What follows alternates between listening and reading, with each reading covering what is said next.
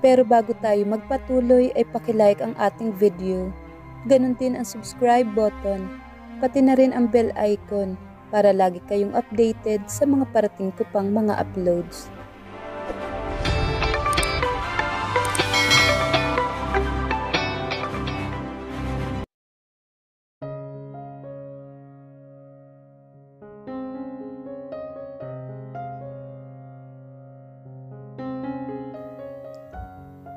Nagising si Jay na medyo magaan na ang pakiramdam. Maliwanag na sa paligid. Lumulusot ang pang-umagang liwanag sa manipis na kortina. Nakalaylay sa bawat bintana. Sinilip niya ang sarili sa ilalim ng kumot. Suot pa rin niya ang maternity dress. Ni hindi malang siya nakapaghilamos at nakapagbihis. Dahil iyon kay Jack. Bago pumanhik ng banyo para maghilamos, ay sumilip muna siya sa labas ng bintana. Hinawi niya ang kortina at pinagsawa ang mga mata sa lunti ang bakuran. Ang sarap sigurong makitang naglalaro ang mga anak niya sa likod bahay. Pero alam niya, hindi na sila muling tutungtong sa pamamahay na ito. Sa susunod na araw nga ay uuwi na sila ng Pilipinas. Katunayan ay may clearance na sila para sa travel para sa uwi niya. Mamaya lang aayusan na niya ang mga gamit nila ng anak. Nasaan na ba ang batang yon? Kinuha na siguro ni Nurse Agnes. Pinagkasya niyang maligo at magpalit ng damit. Pinili niya ang isang lampas tuhod na bulaklaking cotton dress na may malaking hakab sa neckline. Malamig ngayon sa Texas, kaya pinatungan niya iyon ng brown sweater. Itinali lang niya sa kanyang buhok. Ponytail style. Bago lumabas ng silid ay naghanap muna siya ng towel. At baka nagpapawis na naman si Jenny. Ilang beses siyang nagpahinto sa kanyang pagbaba sa hagdanan. Namimigat na ang sinapupunan niya. Ikaw baby ha, nahaplos ka lang ng daddy mo, nag-iinarte ka na. Nagpapabigat ka na kay mama. Gumuhit sa alaala niya ang nangyari kahapon. Alam niyang hindi na niya madaling maiiwasan pa si Jack ngayon, na alam na nito ang totoo. Masyadong tinadtad ng pagbabago ang pakiramdam niya sa loob lang ng maikling panahon. Handa ba siya sa mga pagbabagong ito? Hindi. Yahi papa, ang sarap ng carrots. Nasa bungad na siya ng pintuan ng kusina nang marinig ang boses ng anak.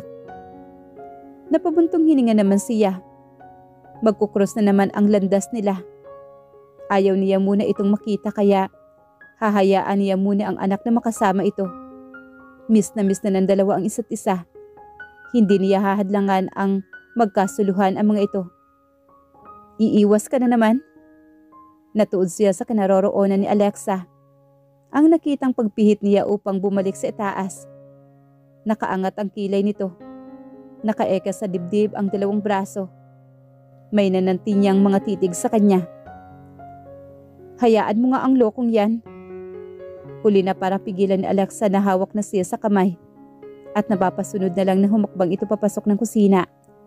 At nakita nila doon si Jack. Nakasuot ito ng apron. May niluluto ito. Nakahanay malapit sa stove ang mga naka-misplace na mga rekados nito. Sa hinuha niya ay dito ito natulog. Magulo ang buhok. Tanda na hindi pa naliligo ito. But it was never unpleasant.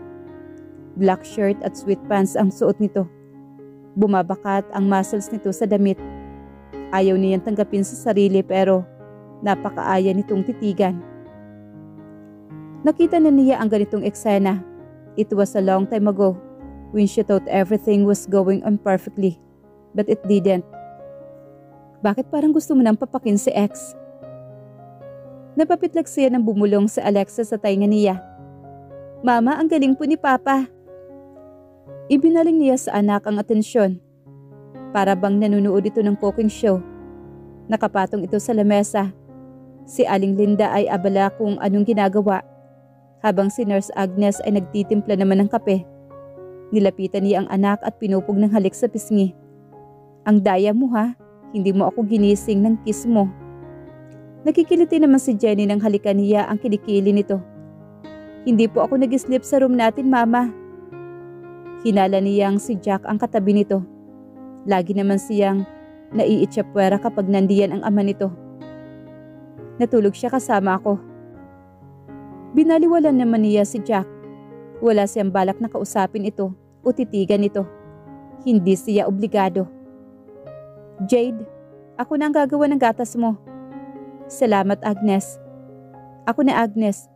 Ipagpatuloy mo na lang ang pagkakape mo. Ito ang isang bagay na ipinagpapasalamat niya. Ang mga taong nakapaligid sa kanya na handa siyang alalayan anumang oras. Kaya, no need for Jack to be visible in her life. Sa mga anak niya pwede pa. Hahayaan niya. Pero sa kanya, lilimitahan niya ang sariling maging malapit dito. Baby, kakain ka na? Inilapag ni Jack ang platong may maayos na nakalagay sa colorful breakfast para naman kay Jenny. Vegetable na hiniwa nito sa iba-ibang shape. Nakakatakam ang mga iyon. Mas naglalaway pa siya kaysa sa anak niya. Napansin na lang niya ang tila malaking bulto na tumabing sa kanyang tagiliran. And the man listened again, na parehong namimiss niya at ayaw niya. Bahagya siya napapitlag nang maramdaman ang pagdampi ng daliri ni Jack sa balat niya. Ang lapit-lapit nito. Nakakakaba na nakakainis. Kinaiinisan talaga niya ang mukha nito kahit pagwapo ito. Inalis niya ang pagkakapulupot ng maliit na bisig ni Jenny at umusog sa gilid. Maingat na kinarga ni Jack ang anak at hinugasan ang mga kamay sa lababo. Naghaharutan pa ang dalawa. Maingat na inilapag ni Jack ang anak sa high chair at sinusubuan. Papa, big na po si Jenny. Itinuko ni Jack ang mga braso sa malapad na island's counter at bahagyang piningot ang ilong ng anak. But Jenny will forever my princess. Napangiti naman si Jenny. Subo nito sa bibig ang peraso ng young corn habang nakatitig sa ama. Ang daya, wala nang ibang nakikita ang anak niya. Si mama po ang queen po, papa. Para siyang nabunutan ng sariling laway sa inosenteng tanong ng anak. Nagkatinginan sila ni Alexa na ngayon ay naglalakad papalapit sa kanya. Bit-bit ang gatas niya. Halatang nanunodyo ang mukha nito. Nasaan na ba ang pananampal nito kay Jack kagabi? At ito bang sina Agnes at Aling Linda? Halata sa kanya nakatuon ng pansin. Jenny, huwag salita ng salita habang kumakain.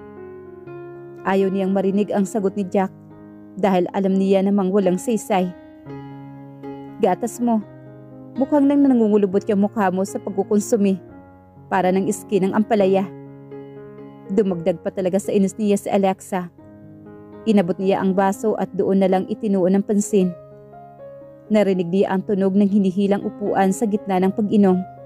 Maupo ka na. Maangsiyang napatitig naman kay Jack. I will never allow myself to be absentee, father. Ito na ba ang sinasabi nito? Napatingin siya sa upuan. Umakyat ang tingin niya sa nakakatakam na jasmine rice at sariwang gulay na maayos na nakalagay sa plato. Carrots, corn at ang paborito niyang ampalaya. Kumain ka na. Lalamig na yan. Nahati ang kalooban niya. Naglalaway siya sa gulay. Ayaw naman niya magmukhang matakaw. Isa pa, baka akalain ni Jack na ito na hindi niya kayang maghanda ng sarili niya. Mama, sige na po, eat na po kayo. Nakapangalumbaba na ang anak niya at halatang inaantabayanan siyang kumain. Pati itong pinagbubuntis niya. Sinasabotahe siya. Ang lakas ng sipa na napangiwi pa siya at napahawak sa tiyan. Are you okay? Nag-aalalang wika naman sa kanya ni Jack. Lalapit sana ito sa kanya pero umatras siya. Hindi niya hahayaang makahawak pa itong muli sa sinapupunan niya. Manigas ito. Lumaylay ang balikat nito at buminta ang disappointment sa mukha nito. Naupo siya at kontentong kumain. Una niyang tinusok ang ampalaya. Ang sarap ng luto ng hudas. Crunchy at wala malang kapait-pait. Sumubo pa siya. Carrots naman ang sarap talaga. Napapikit pa siya at ninamnam ang lasa nito. Tila nakalimutan niya ang mga tao sa paligid. Nang tunghaya niya ang plato, wala na iyong laman. Naubos na niya ang nasa kanya. Nakatutok ang paningin ng lahat. Unintentionally, napalingon siya kay Jack. Nakaangat ang gilid ng bibig nito at mukhang tuwang-tuwa pa. Paano nga naman ay aayaw-ayaw siya pero naubos naman niya. Kamusta? Si Alexa na dumukwang at bumulong pa sa tainga niya. Napalunok naman siya. Napapahiya at batid niyang namumula ang mukha niya. Maalat. Pabaliwala siyang tumayo at diretsyong lumabas ng kusina. Maalat daw. Better luck next time, Papa Jack. Nakagat niya ang pang-ibabang labi nang marinig ang pangangantyaw ni Alexa. Nagmumukha na siyang ewan sa inasal pero pinanindigan niya. Kainis talaga. Nagkulong siya sa kwarto. Nandoon naman din sina Agnes at Alexa para alagaan si Jenny. Inubos niya ang oras sa pag-aayos sa mga damit sa maleta. Nang matapos siya ay sumilip siya sa bintana. Nasa likod bahay ang mga kasama niya. Nandoon si Jack. Karga-karga ang anak. Ang lawak ng ngiti ng anak niya. Iba ang ligaya kapag nandiyan ang tatay. Na-appreciate niya ang effort ni Jack. He was a busy man. Pero nagawang isang tabi ang mga gawain para sa kanila. Mali, para sa mga bata lang. May Chloe na naman ito. Nagpakawala siya ng malalim na buntong hininga. Heto na naman ang kurot sa puso niya. Minabuti niyang bumaba sa kusina. Naghanap ng pwedeng kainin. 2:00 na pala. Ilang beses na siyang kinatok ni na Alexa. Pero hindi siya bumaba. Ayaw niyang makasalamuha si Jack sa hapag. Hinatiran lang siya ni Aling Linda ng pagkain pero gutom na naman siya. Wala siya nagustuhan sa mga leftover. Cup noodles sa ibabaw ng cabinet ang natipuhan niya. Nasa ikalawang palapag iyon ng 3/3 cupboard. Nahihirapan siyang abutin kahit anong tinangkad niya. Hopeless ayaw niyang tumuntong sa bangko at baka matumba ang matutuntungan niya. Malalagay sa peligro ang baby niya. Ano bang inaabot mo? Halos mapalundag si Jade sa gulat nang marinig bigla ang boses ni Jack sa kanyang likuran. Sa gulat niya ay napapihit siya at ganoon na lang ang panlalaki ng mga mata nang matuklasan na nasa mismong harapan na niya si Jack. Ang baby pump niya ay direktang tumatama sa matigas na katawan nito at ang mga kamay ay nakaalalay sa kanya. Ang isang kamay ay lumapat sa tiyan niya. Nagwawala ang baby niya sa loob, maging ang puso niya. Napatungo siya sa tiyan niya. Manipis lang ang suot niya at kita ang paglikot ng anak niya sa kanyang sinapupunan. Kapag nainluwal na niya ang anak niya, katulad din ito ng ate Jenny nito, na Team Jack na naman. He's moving again. Mababanaag ang ipit na kasiyahan sa boses ni Jack. Tila nasasabik sa nakikita. Alam niyang nakatitig din ito sa tiyan niya. Ramdam niya ang pagtama ng mainit na hininga sa mukha niya. Natukso siyang iangat ang paningit upang masuri ang ekspresyon sa mukha nito.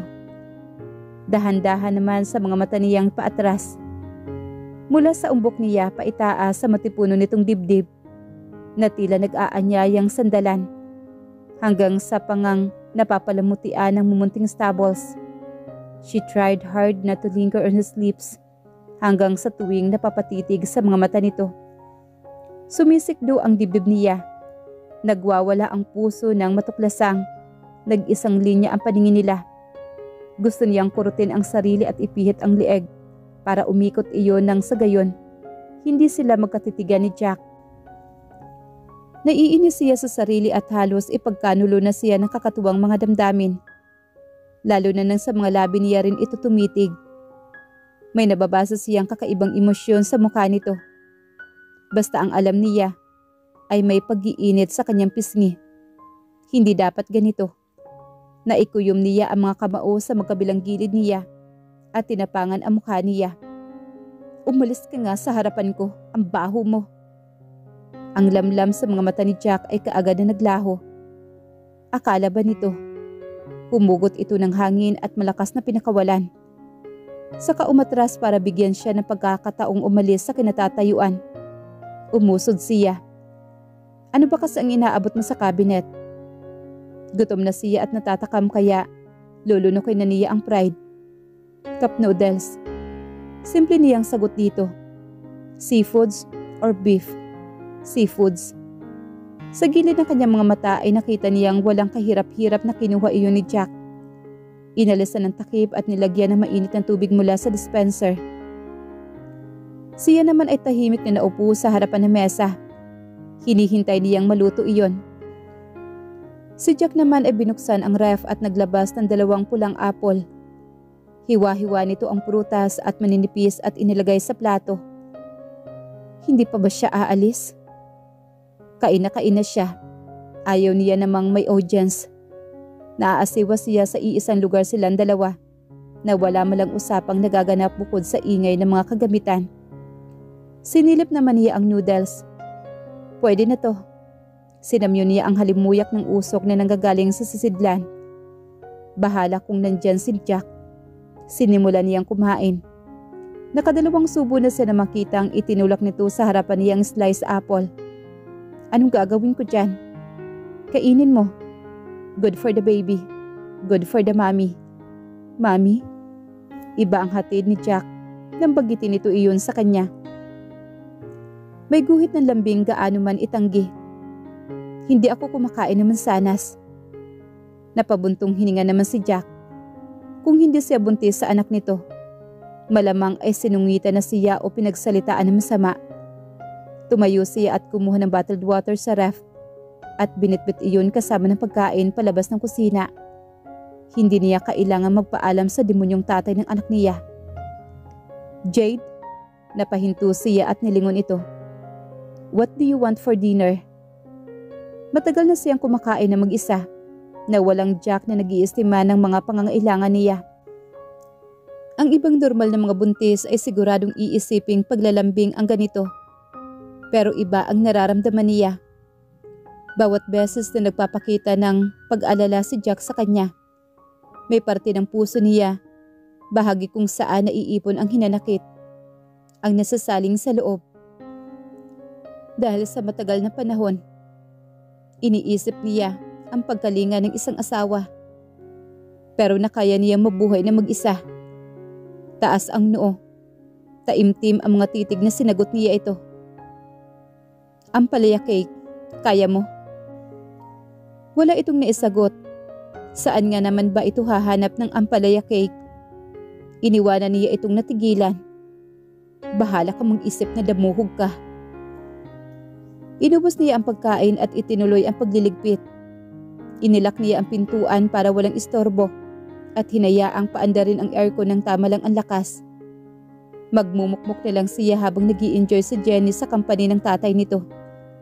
Nagbasaya siya ng aklat na hinaram niya kay Alexa at hindi na malayang nakatulog na pala. It was almost 10 in the evening nang magising siya. Kumakalam na ang sikmura niya. Si Jenny kaya nakakain na? Napahawak siya sa ilalim ng kanyang tiyan. Nagiging abnormal na ang meal time natin, baby. Andyan kasi ang asungot mong tatay. Ibinalabal niya ang shawl sa balikat at lumabas ng silid. Habang naglalakad pababa ng hagdan, ay walang ibang laman ang utak niya, kundi ang maaaring maratnan sa kusina. May nakatakip na mga pagkain sa mesa, pero naghahalungkat pa rin siya sa higanting ref. Sa kanyang pagkamangha ay may nakita siyang malaking hugis ng ampalaya na nakapatong sa cake stand. Cake stand? Ampalaya? Nagdadalawang isip na inilubog niya ang hintuturo sa berdeng bagay na iyon. Nakahugis ang hintuturo niya. Icing iyon at tama lang sa tamis ang tikman niya. Ampalaya cake? Ipinagawa siya ng ampalaya cake ni Jack. Gaya ng madalas na pagdadala sa kanya nito ng French fries noong ipinagbubuntis niya si Jenny. Dapat siyang maging masaya.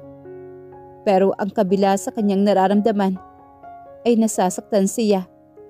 Gayunpaman inilabas niya iyon mula sa ref. Kumuha siya ng kutsilyo at platito. Walang insandali muna siyang tinitigan ito. Hindi niya alam kung alin ang mas pananaigin, ang saya o ang hinanakit niya. Naghiwa siya ng isang piraso at sinimulang iyong kainin. Isa, 2 at 3 subo. Malakas niyang ibinagsak ang tindor sa plato. Pumuno sa tahimik na kabahayan ang tunog na nilikha niyon. Napasubsob siya sa 2 palad at nanatili sa ganoong ayos. Ilang saglit pa ay maririnig ang tahimik na pagluha niya. Habang masaya siya na nandyan si Jack, sinisikap na punan ang responsibilidad nito bilang ama ng mga anak niya. Pero mas lalo lang siyang nasasaktan.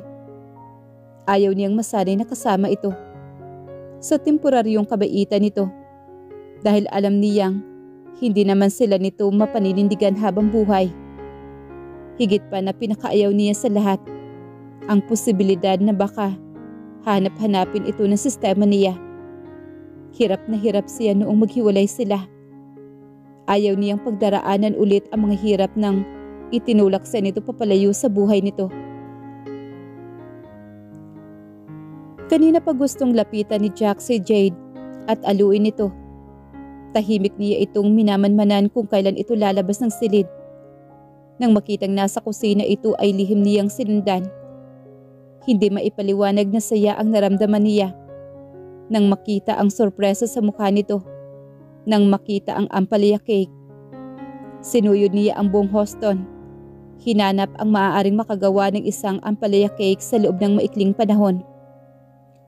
Bitbit niya iyon pabalik sa bahay nang may siya sa kanyang dibdib. Nasa loob lang ito ng silid nito. Nasisilip niya mula sa terrace. Nakatulog ito habang nagbabasa ng libro. Alam ng Diyos kung gaano niya pinagpipiyastahan ang pagtitig sa sinapupunan nito mula sa bintana. Gustong-gusto na niyang hawakan ito. Gustong-gusto niyang haplusin ang tiyan nito dahil nandoon ang anak niya. Alam niya kapag ginawa niya iyon ay magwawala na naman si Jade na para bang si Satanas ang nakikita sa kanya. Para itong nanidiri kapag nakikita siya. Demonyo nga talaga siguro ang turing nito sa kanya. Ngayong nakikita niya itong naiiyak habang sumusubo ito. Parang pinipigarin ang puso niya at narealize niya kung gaano niya ito nasaktan. Kung anong klaseng sakit ang nararamdaman nito at alam niyang siya ang dahilan ng mga hinanakit nito. Dinadaluyong ng suntok ng konsensya ang dibdib niya. I'm sorry, Jade. I promise. I will make up to you at sa mga anak natin. Makalipas ang ilang sandali, ay hinawakan na niya ang kanyang cellphone. He was expecting for someone to receive his calls. Babe, tinadtad ng kaba ang dibdib niya nang marinig ang boses ni Chloe. Lumunok muna siya ng ilang beses bago naghanap ng tamang boses at lakas. Chloe, I need to talk to you about something. Ang sarap sa pakiramdam na makaapak ulit ng Pilipinas. Papalanding pa lang sila ay dinaig pa ni Jade at ni Jenny. Halos idikit na niya ang ilong sa pagsilip sa bintana. Namiss niya talaga ang Pilipinas. Pinanarabikan niya ang pamilyar na amoy, ang simoy ng hangin. Pero si Jenny ang pinakamasaya sa lahat. Makikita na raw nito sa wakas si Nanay Lourdes at Kuya Untoy. 2 ang sasakyan sumundo sa kanila sa airport. Sa isang itim na sasakyan, pinaupo ni Jack si Jenny. Tabi tayo, Papa. Yes, of course, baby. Nang matapos itong ayusin sa car seat ang anak, ay humarap naman ito sa kanya. Halika na. Kay Alexa na ako sasabay. Nakatingin siya kay Alexa na nasa tabi ng sasakyan nito. Okay. Naglakad si Jack patungo sa isa pang sasakyan kung saan nilagak ang ibang bagahe. Binuksan iyon ni Jack at minuwestra siyang pumanhik na. Babay, Mama! Nakangiti pa talagang kaway sa kanya ng panganay niya. Dapat na talaga niyan sanayin ang sarili na sa pagitan nila ni Jack, sa huli ito didikit. Parang mas matimbang na yata ito. Careful. Ipinandong pa ni Jack ang palad nito sa ulo niya. Bilang pananggalan na huwag siya mauntog. Ang isang kamay ay nakaalalay sa siko niya. Gusto niya itong sikuhin pero nakatutok sa kanila ang anak nila. Nakangiti ito. Kagabi kung hindi lang niya ito nagawa ng paraan. Pihadong magkatabi silang natulog ni na Jack. Maayos siyang nakaupo. Bago sumarado ang pintuan ay kinawayan pa niya ang anak. Katabi si Alexa ay binabay nila ang tahimik na daan. Ilang buwan din siyang nawala. 3 buwan din ang pagbubuntis niya. Nang hindi malang niya namamalayan. Ngayon mauntog na bola na ang tiyan niya. Kapag nagkita ulit sila ni Vicky at Nani Lourdes, siguradong magtataka ang mga yon. Natanaw na niya ang malawak na gate ng bahay ni Alexa. Bumukas ka agad iyon oras na pagpasok ng sasakyan ni Jack. Let's go upstairs para makapagpahinga naman kayo. Ang dating inuukupan nila ni Jenny. Ang kaibahan lang na palitan na ng mas malaking kama na may bedsheet na may print ng paboritong cartoon character ni Jenny. Mga laruan sa isang sulok ang ganda. Mas marangya pa kaysa sa silid niya sa bahay ng tatay niya noon. Wow, SpongeBob! Nagpababa ka agad si Jenny kay Jack at dumiretso sa kama at hinalikan ang nakangising mukha ng cartoon character. Nagustuhan ba ng princess ko? Ipinantay naman ni Jack ang sarili sa anak na nasa paanan ng kama. Siya naman ay naupo sa leather couch at pinanood ang mga ito. Kasalukuyang ipinanhik ng mga katulong ang mga bagahe nila sa walk-in closet. Nakakailang lang na pinakamalaking guest room sila nanunuluyan ni Jenny. Love na love ko po to, Papa. Wika naman ni Jenny na umikot at hinarap ang anak. That's good, anak. Hinaplos naman ni Jack ang pisngi ng anak niya. Inalalayan nitong makasampa sa kama at tinanggalan ng sapatos at medyas. Pahinga ka na muna, ha? Napapangiti naman ang anak niya nang hagkan ito ni Jack sa noo at sa tungki ng ilong nito. Kung makikita lang talaga si Jack, napaka mapagmahal na ama nito. Inayos na nito sa pagkakahiga si Jenny at kinumutan. Dala ng pagod at nakatulog din kaagad si Jenny. Magpahinga ka na rin muna. Aya nito sa kanya habang inaayos ang kumot ng anak nila na tinamaan na ng jet lag. Mamaya na. Iniwasan niya muna ang dalawa. Nanatili muna siya sa balcony. Nakaharap iyon sa pool. May tumatumbang upuan doon kung saan mas piniling magpahinga niya. Inaaliw niya ang sarili na titigan ang mga halaman sa bakuran habang marahang iniugoy ang sarili sa upuan. Jade? Si Jack. Nasa bungad ng glass door. Aalis muna ako. Tumango lang siya nang hindi tumititig dito. Hindi naman ito kailangang magpaalam. Hindi naman siya nito asawa. May ipabibili ka ba? Iling lang ang naging tugo naman ni Jade. Okay. Nawala ito sa tapat ng pintuan ngunit ilang saglit lang ay lumitaw ulit ito. This time ay may bitbit na itong isang makapal na kumot. In case na lamigin ka. Lumuhod ito sa harapan niya. Hinayaan niya lang. Hindi siya tuminag. Naramdaman na lang niya ang pagdapo ng malambot na blanket sa kanyang balat. Maayos nang nakatabing sa kanya ngunit hindi pa rin umaalis si Jack sa paanan niya. Nakahawak ang mga kabay nito sa magkabilang armrest ng rocking chair. Jade, please.